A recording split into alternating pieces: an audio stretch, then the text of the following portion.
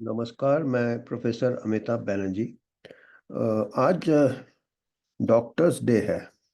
तो थोड़ा सा मैं डॉक्टर्स डे के बारे में बताऊंगा आप लोगों को कि ये डॉक्टर्स डे क्यों मनाते हैं, इसका बैकग्राउंड क्या है। हमारे एक बहुत ही वरिष्ठ चिकित्सक थे, डॉक्टर बिधान चंद्र रे रॉय, बीसी रॉय। उनके नाम पे अवार्ड भी मिलता है। और वो इतने गुणी थे कि उन्होंने पॉलिटिक्स में भी समय बिताया। वेस्ट बंगाल के चीफ मिनिस्टर थे, और चीफ मिनिस्टर होने के बावजूद भी वो मरीज देखते थे, प्रैक्टिस करते थे। जो पुराने जमाने के जैसे डॉक्टर सब टाइप के पेशेंट देखते हैं, वो ऐसा जनरल प्रैक्टिस करते थे। और उनका देहांत उन्हीं के जन्मदिन में 80 साल की उम्र में हुआ। और आखिरी दिन तक उन्होंने मरीज देखा। सुबह के टाइम उन्होंने अपना जो रेजिडेंस है, चीफ मिनिस्टर रेजिडेंस में, नीचे उन्होंने मरीज देखा। और दोपहर में उनका देहांत हो गया। आखिरी दिन तक उन्होंने मरीज देखा, और चीफ मिनिस्टर होते हुए कितना फर्क हो गया। पॉलिटिक्स में भी फर्क हो गया, चिकित्सा वातावरण में भी। ऐसे ना अभी डॉक्टर मिलेंगे, और ऐसे ना अभी आपको चीफ मिनिस्टर मिलेंगे, और ऐसे ना अभी आपको पॉलिटिशियन मिलेंगे। चीफ मिनिस्टर के रेजिडेंस में तो आप जा ही नहीं सकते, इतना सिक्योरिटी है। डॉक्टर, जो चीफ मिनिस्टर है, डॉक्टर कहाँ मरीज देखता है आजकल, अपने जूनियर को दे देता है। वो 80 ईयर्स तक वो सुबह मरीज देख रहे थे। और उनका देहांत हुआ 1962 में, 1962। और 1 जुलाई उनका जन्म दिवस है, और उसमें आप डॉक्टर्स डे मनाते हैं। तो थोड़ा मालूम होना चाहिए डॉक्टर्स डे के बारे में, इसलिए मैंने सोचा इसके बारे में। इसके ऊपर मैंने एक लेख लिखा था पिछले साल, द टेलीग्राफ, बाजार पत्रिका का जो अंग्रेजी न्यूज़पेपर है। मैंने भेजा तो था कि डॉक्टर्स डे में छपे, पर उनका बहुत लंबा वेटिंग लिस्ट होता, तो कुछ दिनों बाद छपा, डॉक्टर्स डे पे नहीं छपा। तो मैंने सोचा चलो इस साल डॉक्टर्स डे में जो मैंने लेख लिखा था, उसी के ऊपर मैं चर्चा करता हूँ। और ये लेख मेरे खुद के जो 3 टीचर्स हैं, जो 3 टीचर्स ने मेरे जो शिक्षा दी है, और उस टाइम जो मार्गदर्शन डॉक्टर बीसी रॉय ने किया था, हमको तो हमारे किस्मत में नहीं था कि डॉक्टर बीसी रॉय से मुलाकात हो। पर उनका जो मार्गदर्शन है, उनका एक स्कूल ऑफ मेडिसिन होता है, वो पुराना नहीं हुआ था। वो हमारे टाइम जो हमारे मेडिकल कॉलेज में टीचर होते थे, वो बीसी रॉय से कम नहीं होते थे, बहुत डेडिकेटेड होते थे। और हमने जो गवर्नमेंट मेडिकल कॉलेज में हमने शिक्षा लिया है, एमबीबीएस। और उस टाइम एमबीबीएस का ट्रेनिंग ऐसा होता था कि एमबीबीएस पास होने के बाद हम हर टाइप का केस हैंडल कर सकते थे। एक डॉक्टर कई मरीज देखता है, टुकड़े टुकड़े नहीं हुए थे ह्यूमन बॉडी के। हम पूरा पेशेंट को, एक डॉक्टर के पास इतना काबिलियत रहता है, क्योंकि एमबीबीएस का ट्रेनिंग इतना ये होता था, प्रैक्टिकल हैंड्स क्लिनिक में होता था, वार्ड में होता था। आजकल तो इतने ज़्यादा स्टूडेंट्स ले रहे हैं, हर साल सीट बढ़ा रहे हैं। एक एक कॉलेज में 250 स्टूडेंट, एक एक जो प्रैक्टिकल क्लासेस होते हैं वो बेड साइड होते हैं। वहाँ हमारे टाइम 10-12 स्टूडेंट होते थे, अभी तो 50-60 स्टूडेंट। कैसे वो मरीज को एग्जामिन करेगा। साइड रूम में क्लासेस होते, थ्योरी पढ़ाते हैं, पेशेंट को बात करना नहीं आता, पेशेंट को देखना नहीं आता। तो ये हमने तो पूरे उतार चढ़ाव देखे हैं। मैं 1972 में ज्वाइन किया था, 10 साल डॉक्टर बीसी रॉय के देहांत के बाद। और हमारे सब टीचर्स उनका ये देते थे, उदाहरण देते थे कि ऐसा डेडिकेशन होना चाहिए, ऐसा। और वो खुद ऐसे डेडिकेटेड थे। हमारे डीन साहब थे डॉक्टर एमपी मिश्रा, बहुत क्वालिफाइड थे, एफआरसीपी थे, सेकेंड वर्ल्ड वॉर में भी लड़े थे, थोड़ा लंगड़ा के चलते थे, उनको सेकेंड वर्ल्ड वॉर में इंजरी हुआ था, काफ़ी उतार चढ़ाव देखे थे, धक्के खाए थे। और वो बहुत ही वरिष्ठ ये थे। आजकल डीन को कहाँ टाइम मिलता, 50 इंस्पेक्शन, 50। उस टाइम डीन होके भी वो हर हफ्ते, हर क्लास, हर बैच का, फर्स्ट ईयर से लेके फाइनल ईयर तक एक क्लास जरूर लेते थे वो। देखिए, एक अच्छा डॉक्टर होता है, वो जो शिक्षक होता है, उसका कांटेक्ट पेशेंट से भी होना चाहिए, और उसका कांटेक्ट स्टूडेंट से भी होना चाहिए। तभी पर्सनल, तभी आर्ट ऑफ टीचिंग आता है, art of medical teaching and art of medicine. Patient, patient क्या है, डॉक्टर पेशेंट रैपो। तो वो पहले दिन हम क्लास में आए, और ये बात तो हम बता दें सभी को। आप लोग सोचते हैं कि हम तभी, आम आदमी से हम मेडिकल कॉलेज में दाखिला लिया था फर्स्ट ईयर में, तो हम लोग क्या सोच रहे थे कि अभी हमारे पास कुछ गुरु मंत्र आ जाएगा।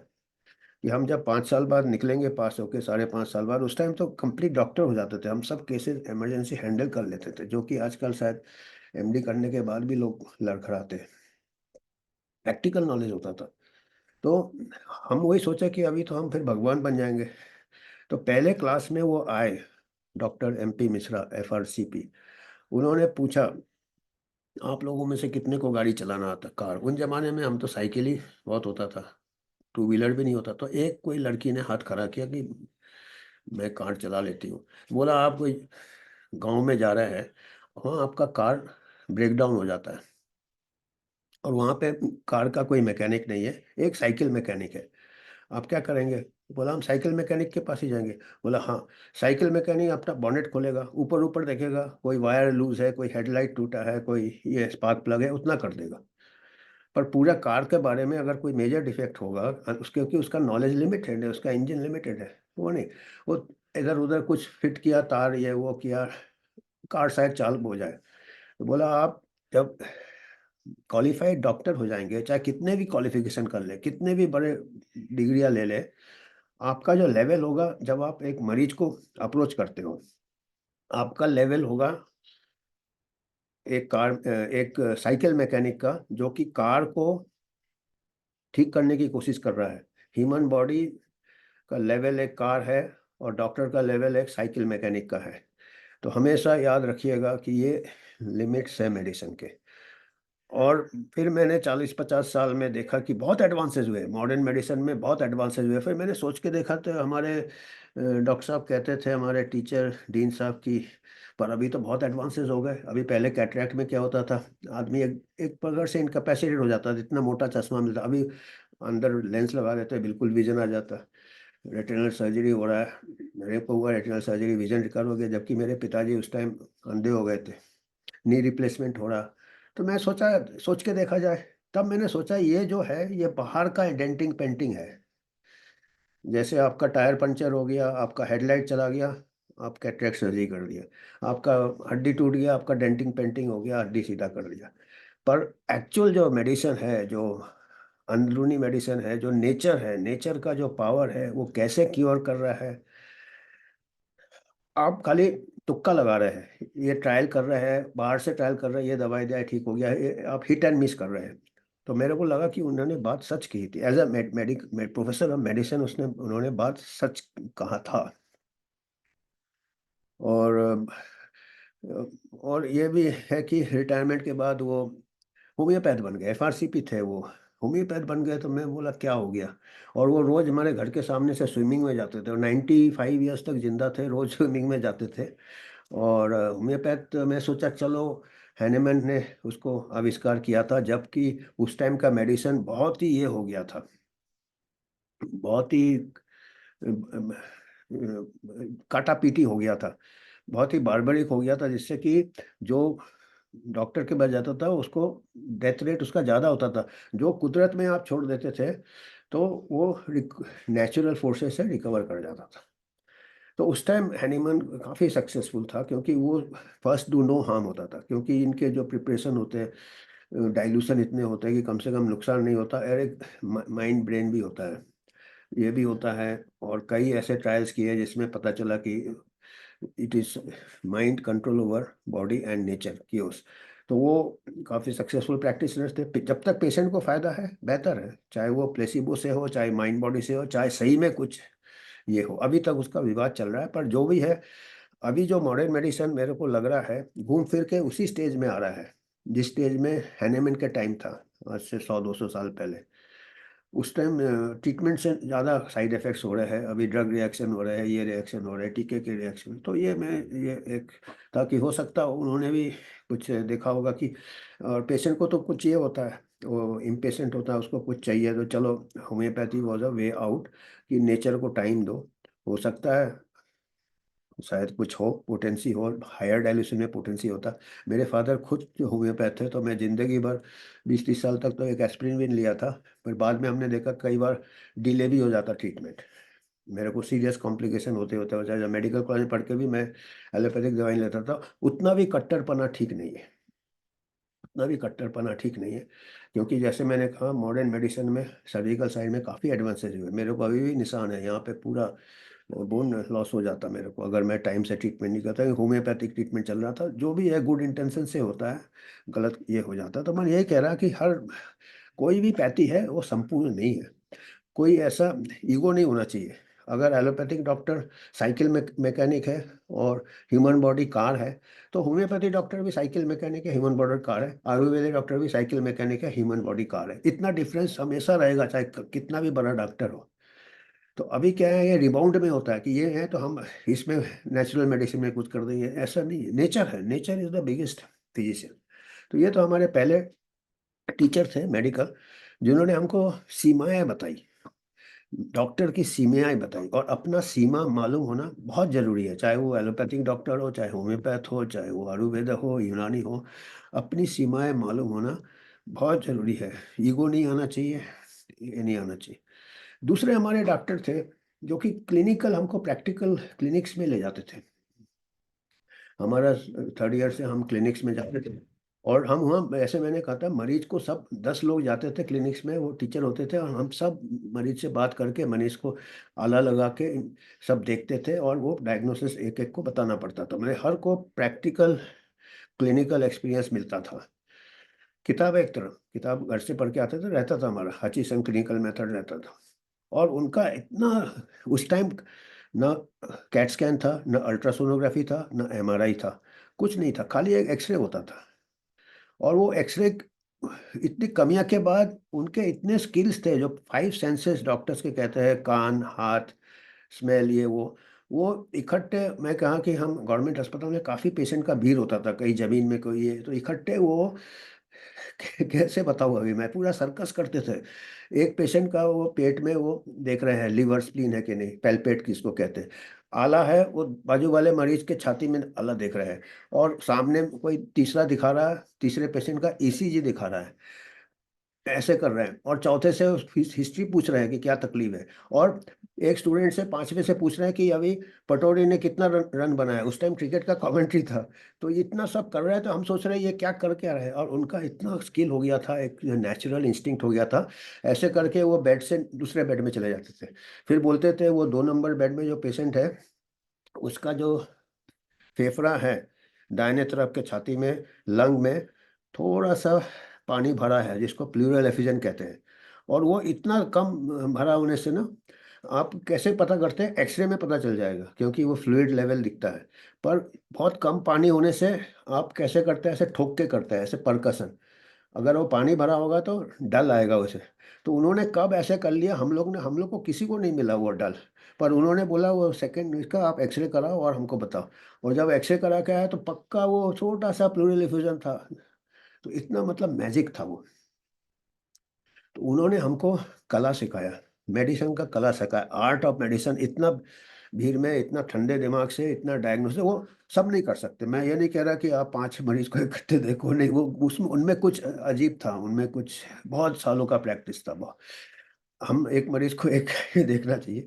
पर अगर मरीज को आप हाथ लगा दे तो मरीज को एक बॉन्डिंग हो जाता है डॉक्टर के साथ। वो आधा बीमारी उसी से ठीक हो जाता है, आधा बीमारी उसी से ठीक हो जाता है। उन्होंने हमको सिखाया था आर्ट ऑफ मेडिसिन।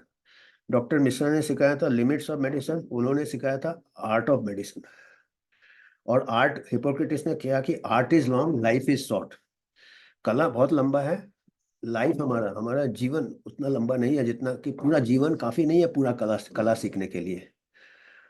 और अभी कहाँ कला गया, अभी तो हाथ ही नहीं लगाता कोई मरीज को।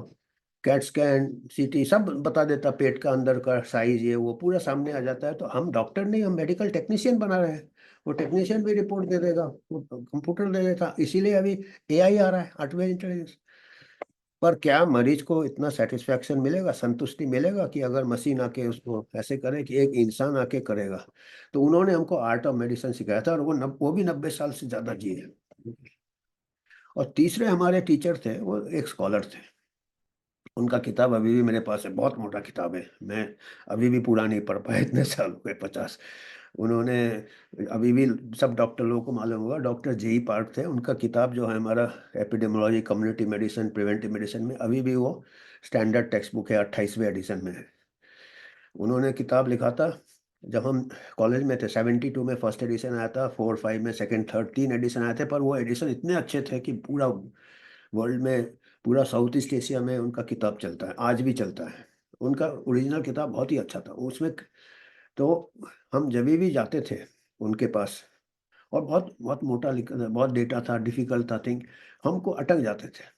और वो अपना किताब ऐसे लेके चलते थे। उन जमाने में किताब लिखना इजी नहीं है, आजकल नेट से देख के खट खट खट।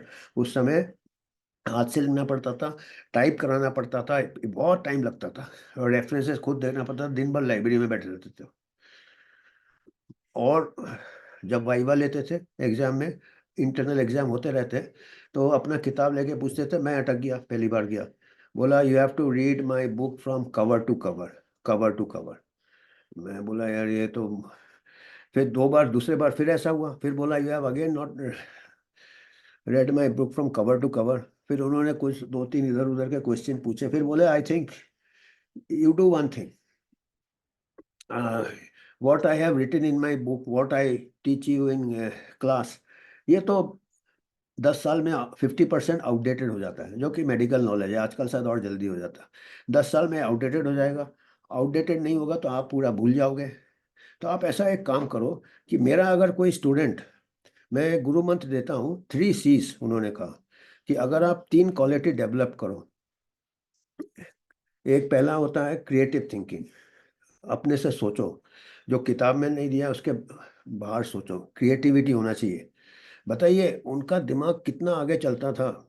और हम बैक बेंचर थे, और हमको बैक बेंचर कोई पकड़ा, मालूम है कि बैक बेंचर लोग किताब नहीं पढ़ते। शायद उन्होंने सोचा होगा कि फ्रंट बेंचर लोग का क्रिएटिविटी चला जाता होगा, पूरा किताब जो है वही रिप्रोड्यूस कर देते, तो हम तो बोल नहीं पा रहे थे। तो उन्होंने मेरे को बोला क्रिएटिविटी अगर फर्स्ट सी है, दूसरा है क्रिटिकल थिंकिंग। क्रिटिकल थिंकिंग और क्रिएटिविटी में क्या फ़र्क है? क्रिएटिव थिंकिंग आप अपने से कुछ नया सोच रहे हो, या pushing the envelope, challenging the consensus.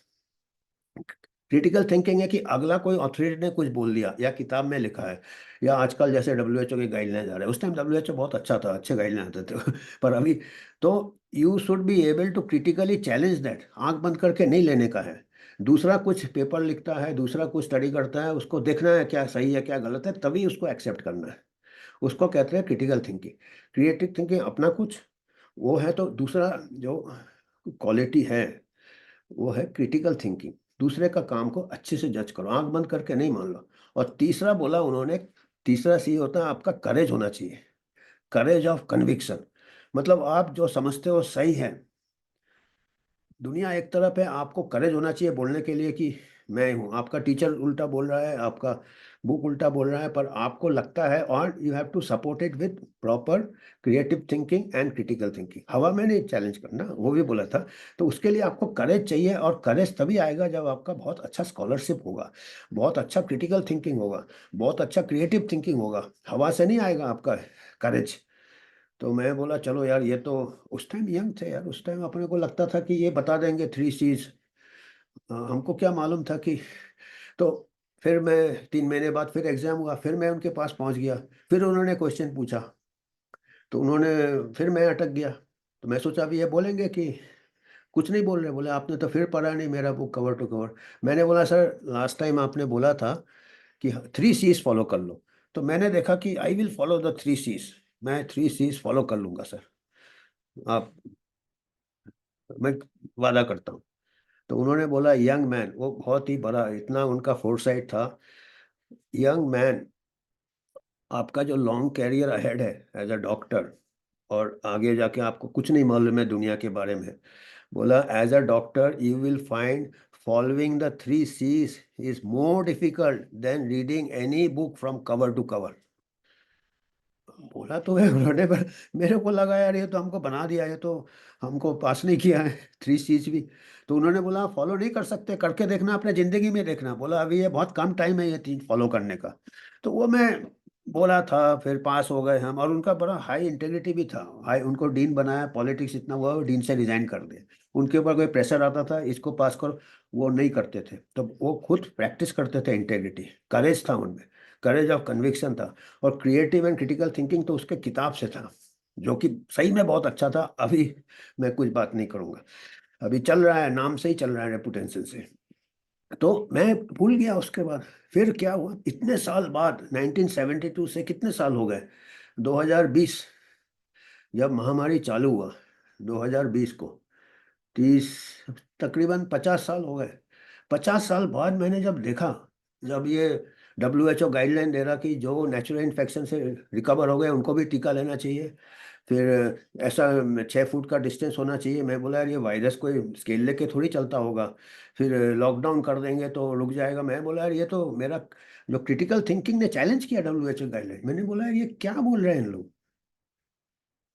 और फिर क्रिएटिव थिंकिंग, मैंने डेटा कलेक्ट किए हमारे स्टूडेंट से मिला के, हमने देखे पैटर्न की ओबेसिटी है जहाँ पे, ओवरवेट है, लाइफस्टाइल है, वहाँ ज़्यादा हो रहा है, अभी भी हो रहा है। और अफ्रीकन एशियन कंट्रीज में पहले से नहीं हो रहे थे, जापान में नहीं हो रहे थे। और उसके बाद वैक्सीन रोल आउट के बाद भी हमने डेटा फॉलो किया, क्रिटिकल एंड क्रिएट, जहाँ जहाँ वैक्सीन रोल आउट किया केसेस भी बढ़ गए, डेथ्स भी बढ़ गए, वो मैं कई बार प्रोजेक्ट कर चुका हूँ उसको। तो मैंने बोला यार ये पूरा दुनिया क्यों चुप है, पूरे डॉक्टर्स क्यों चुप है। तब मेरे को लगा पार्क ने जो कहा था 50 साल पहले, अभी शायद 95% of the doctors all over the world को 3 C's नहीं मालूम है। उनको क्रिएटिव थिंकिंग मालूम नहीं, क्रिटिकल थिंकिंग मालूम नहीं, और करेज भी नहीं है कि वो अपना जो गाइडलाइन बता दिया। एंथनी फॉसी बोलता आई एम साइंस, मान लिया उसको। एल्बर्ट आइंस्टाइन ने कहा था ये सब चीजें, उन्होंने, एल्बर्ट आइंस्टाइन ने कहा था कि unquestioning respect for authority is the biggest enemy of truth. बिगर सवाल किए किसी भी अथॉरिटी का बात मान लेना सबसे बड़ा सच्चाई का दुश्मन है। वही चीज बता रहे थे हमारे जेई पर। 50 साल बाद मेरे को उनका शिक्षा पता चला, मैं सोचा आपके साथ शेयर करूंगा। आज डॉक्टर्स डे है, उन्होंने हमको बताया कि ये कवर ऑफ किताब से आगे होता है, आसमां के पीछे और भी दुनिया है, और चैलेंज करने का गट्स होना चाहिए। आइंस्टाइन ने ये भी कहा था, एक बार आइंस्टाइन के थ्योरीज को 100 साइंटिस्ट लोग ने चैलेंज किया, 100 साइंटिस्ट। तो आइंस्टाइन ने बोला था यार साइंस में एक आदमी काफ़ी है चैलेंज करने के लिए, 100 की जरूरत नहीं है, अगर वो ट्रुथ के साथ है, एक आदमी चालू है। और उसी से हमारा यूएचओ का स्थापना हुआ है। WHO बहुत बड़ा है, हम तो कुछ नहीं है, पर हमको लगा कि सच्चाई रहेगा, यूएचओ के प्लेटफॉर्म से हम आगे बढ़ाएंगे तो धीरे धीरे लोग समझेंगे, सवाल करेंगे।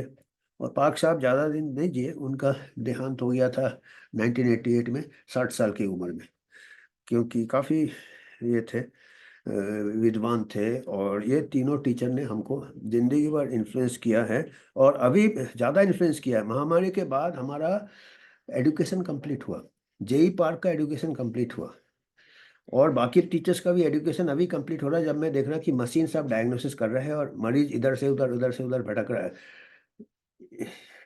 अभी एक मरीज को 10 डॉक्टर देखते हैं, उस टाइम एक डॉक्टर 10 मरीज को देखता था, उसके फैमिली को देखता था, ये देखता था। हालांकि चलो अभी टेक्नोलॉजी एडवांस हुआ, हम कह नहीं सकते कि अभी वो दिन वापस आ जाएंगे, पर थोड़ा सा कॉम्बिनेशन जरूरत है। आजकल के जो डॉक्टर है, मैं डॉक्टर्स डे में उनको ये मैसेज दूंगा, आजकल के जो डॉक्टर्स हैं उनको कंबाइन करना चाहिए साइंस को और आर्ट को पूरे तरीके से। पेशेंट को एक मशीन न समझे, उसमें पेशेंट को बहुत ही साइकोलॉजिकल ये होता है, एलिनिएशन हो जाता है, दूरी आ जाती है साइकोलॉजिकल।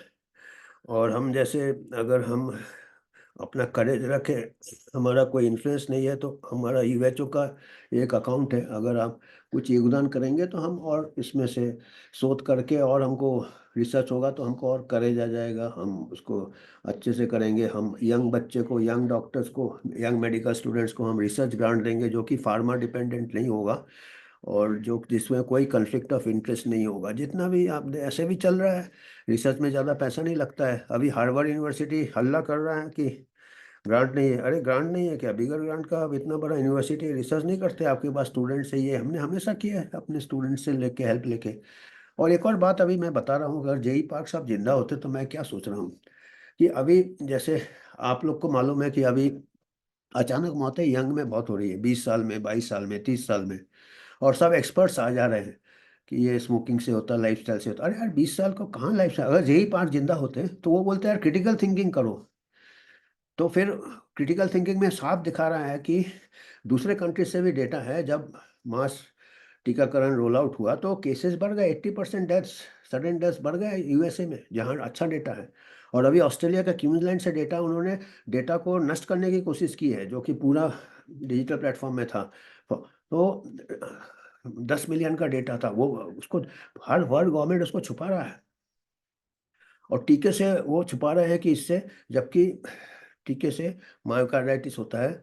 और ये मायोकार्डाइटिस खाली एमआरएनए वैक्सीन से नहीं होता। अभी लोग यहाँ कुछ एक्सपर्ट को सुना कि होता है, एमआरएनए नहीं है, ये स्पाइक प्रोटीन जो करता है, जो हमारा कोविशील्ड लगा था एस्ट्राजेनेका, वो भी बॉडी को प्रोग्राम करता था। डीएनए वायरस है, पर बॉडी अपना स्पाइक प्रोटीन बनाता था। और ये स्पाइक प्रोटीन कई बार क्या है, अपने साइट में नहीं रह के इधर उधर बॉडी के दूसरे ऑर्गन में चले जाते, हार्ट में भी चले जाते थे, और ब्रेन एंड में, जैसे ब्रेन स्ट्रोक में कई हो रहे थे, धब्बे हो रहे थे खून के। और आपने देखा है कि मैन्युफैक्चरर ने खुद विड्रॉ कर लिया। यूके में कोर्ट केसेस चल रहे थे, मैन्युफैक्चरर ने विड्रॉ कर लिया। तो इसमें तो दो मत नहीं है ना कि इट वॉज डेंजरस। फिर ये लोग ये देते हैं, गाइडलाइन देते हैं कि अगर कोई टीका का एडवर्स इवेंट होगा, वो 42 डेज के अंदर ही होगा। अभी तो बहुत दिन हो गया, अभी तो 1 साल हो गया, 2 साल हो गया, 3 साल हो गया। अभी आप कैसे कोरिलेट कर सकते हो यंग पीपल में टीके का? क्योंकि वो तो 42 डेज, 42 डेज किसने डिसाइड किया यार? तुमने डिसाइड किया, कुदरत ने थोड़ी किया। एक कुदरती बात मैं कह दूं, मायोकार्डाइटिस क्या होता है? मायोकार्डाइटिस होता है कि स्पाइक प्रोटीन जाता है, वो जो हार्ट मसल है उसमें इरिटेशन करता है, उसको शायद मसल डेथ भी हो जाता होगा, और फिर वो मसल हील होता है, स्कार टिश्यू, छोटा सा स्कार बनता है। अब ये एक स्कार है, ये बाद में जाके शॉर्ट सर्किट हो सकता है हार्ट रिदम में, वेंट्रिकुलर फिब्रिलेशन कर सकता है 2 साल 3 साल, क्योंकि एक स्कार रह गया, एक है ना। जैसे फेस में चोट लगता है, अगर ठीक से स्टिच नहीं किया, तो ये हार्ट में अगर स्कार होगा, मायोकार्डाइटिस रिवर्सिबल नहीं होता। वो कहते हैं माइल्ड होता है, सेल्फ लिमिटिंग, कैसे हो सकता है? हार्ट 24 घंटे काम करता है, अगर स्कार हो गया तो उससे कभी भी स्टिमुलस शॉर्ट सर्किट होके करंट से हार्ट बीट, वेंट्रिकुलर फिब्रिलेशन हो गया, सब हार्ट के फाइबर्स अलग अलग बीट करेंगे और सडन डेथ होता है। ये मैकेनिज्म है, ये क्रिटिकल थिंकिंग।